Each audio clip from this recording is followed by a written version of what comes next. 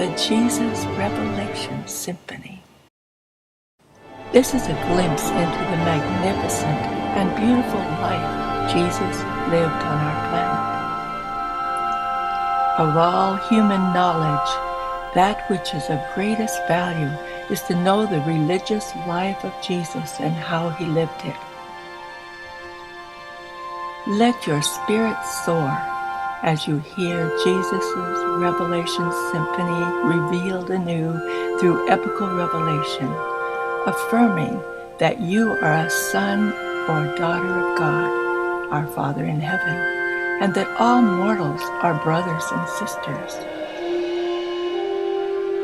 Through our becoming one with our divine spirits, we will be in harmony with each other, and through the fruits of the Spirit we bear, we can recreate the beautiful music of Jesus' symphony in our life in the 21st century.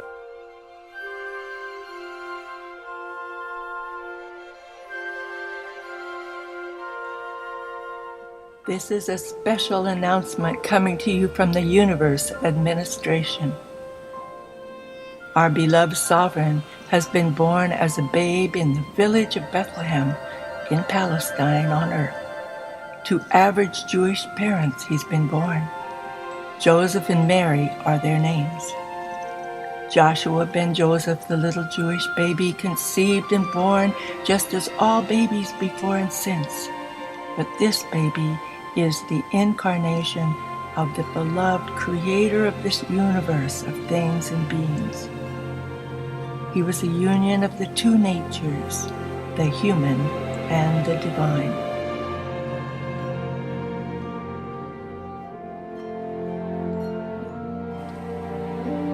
One evening about sundown, before Joseph had returned home, Gabriel appeared to Mary by the side of a low stone table, and after she had recovered her composure, said, "I come at the bidding of one who is my master, and whom you shall love and nurture. To you, Mary, I bring glad tidings when I announce that the conception within you is ordained by heaven, and that in due time you will become the mother of a son. You shall call him Joshua, and he shall inaugurate the kingdom of heaven on earth and among men. Speak not of this matter save to Joseph and to Elizabeth your kinswoman, to whom I have also appeared, and who shall presently also bear a son, whose name shall be John, and who will prepare the way for the message of deliverance, which your Son shall proclaim to men with great power and deep conviction.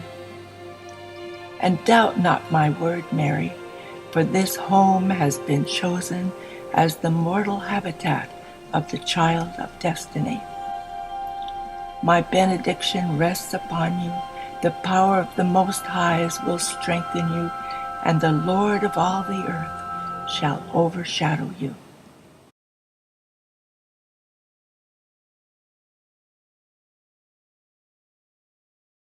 Joseph did not become reconciled to the idea that Mary was to become the mother of an extraordinary child until after he had experienced a very impressive dream. In this dream, a brilliant celestial messenger appeared to him and, among other things, said, "Joseph, I appear by command of him who now reigns on high, and I am directed to instruct you concerning the Son whom Mary shall bear, and who shall become a great light in the world. In him will be life, and his life shall become the light of mankind. He shall first come to his own people, but they will hardly receive him. But to as many as shall receive him, to them will he reveal that they are the children of God." After this experience, Joseph never again wholly doubted Mary's story of Gabriel's visit and of the promise that the unborn child was to become a divine messenger to the world. In the month of March, 8 BC, the month Joseph and Mary were married, Caesar Augustus decreed that all inhabitants of the Roman Empire should be numbered, that a census should be made which could be used for effecting better taxation. Throughout all the Roman Empire, this census was registered in the year 8 BC, except in the Palestinian kingdom of Herod, where it was taken in 7 BC, 1 year later. It was not necessary that Mary should go to Bethlehem for enrollment. Joseph was authorized to register for his family. But Mary, being an adventurous and aggressive person, insisted on accompanying him. She feared being left alone lest the child be born while Joseph was away, and again, Bethlehem being not far from the city of Judah, Mary foresaw a possible pleasurable visit with her kinswoman Elizabeth. Joseph and Mary were poor, and since they had only one beast of burden, Mary, being large with child, rode on the animal with the provisions while Joseph walked, leading the beast. The building and furnishing of a home had been a great drain on Joseph, since he had also to contribute to the support of his parents, as his father had been recently disabled. And so this Jewish couple went forth from their humble home early on the morning of August 18th, 7 BC, on their journey to Bethlehem. The first day of travel carried them around the foothills of Mount Gilboa, where they camped for the night by the river Jordan and engaged in many speculations as to what sort of a son would be born to them. Joseph adhered to the concept of a spiritual teacher, and Mary holding to the idea of a Jewish Messiah, a deliverer of the Hebrew nation. Bright and early the morning of August 19th, Joseph and Mary were again on their way. They partook of their noontime meal at the foot of Mount Sartaba, overlooking the Jordan Valley, and journeyed on, making Jericho for the night, where they stopped at an inn on the highway in the outskirts of the city.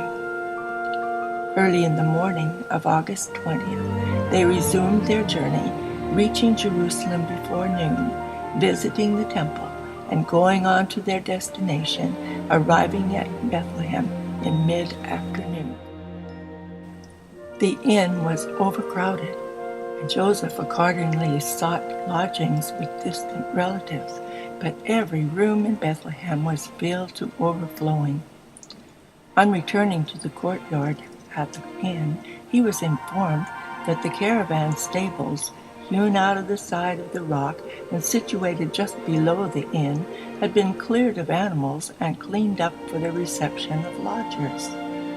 Leaving the donkey in the courtyard, Joseph shouldered their bags of clothing and provisions, and with Mary descended the stone steps to their lodgings below.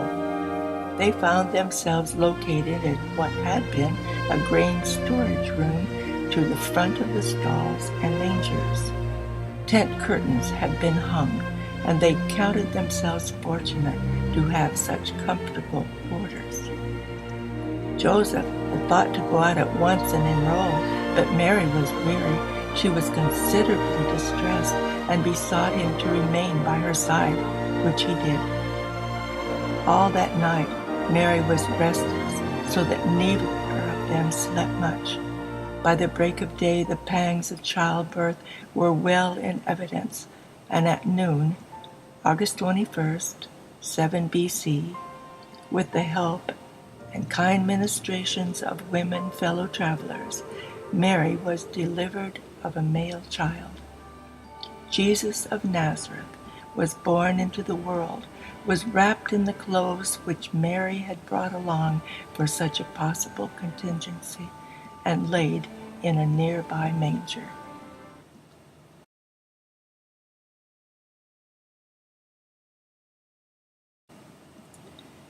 When the time was right, Joseph and Mary went up to the temple at Jerusalem in person to present Jesus to the priests and effect his redemption, and also to make the proper sacrifice to ensure Mary's ceremonial purification from the alleged uncleanliness of childbirth.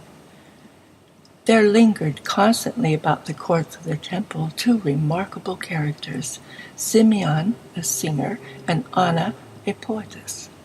Both were intimates of the priest Zacharias, who had confided the secret of John and Jesus to them. Both Simeon and Anna longed for the coming of the Messiah, and their confidence in Zacharias led them to believe that Jesus was the expected deliverer of the Jewish people. Zacharias knew the day Joseph and Mary were expected to appear at the temple with Jesus, and he had prearranged with Simeon and Anna to indicate by the salute of his upraised hand which one in the procession of firstborn children was Jesus. For this occasion, Anna had written a poem which Simeon proceeded to sing, much to the astonishment of Joseph and Mary and all who were assembled in the temple courts. And the hymn Simeon sang ended with these words: "Yes, and you, child of promise, shall be called the prophet of the Most High, for you shall go before the face of the Lord to establish his kingdom, to give knowledge of salvation to his people and the remission of their sins. Rejoice in the tender mercy of our God, because the day spring from on high has now visited us, to shine upon those who sit in darkness and the shadow of death, to guide our feet into ways of peace. And now let your servant depart in peace, Lord, according to your word, for my eyes have seen your salvation, which you have prepared before the face of all peoples, a light for even the unveiling of the Gentiles, and the glory of your people Israel." When, after more than a year of searching, Herod's spies had not located Jesus, and because of the suspicion that the babe was still concealed in Bethlehem, he prepared an order directing that a systematic search be made of every house in Bethlehem. Zacharias dispatched a messenger to Joseph, and the night before, Joseph and Mary departed from Bethlehem with the babe for Alexandria in Egypt. In order to avoid attracting attention, they journeyed alone to Egypt with Jesus. They went to Alexandria on funds provided by Zacharias, and there Joseph worked at his trade, while Mary and Jesus lodged with well-to-do relatives of Joseph's family. They sojourned in Alexandria 2 full years, not returning to Bethlehem until after the death of Herod.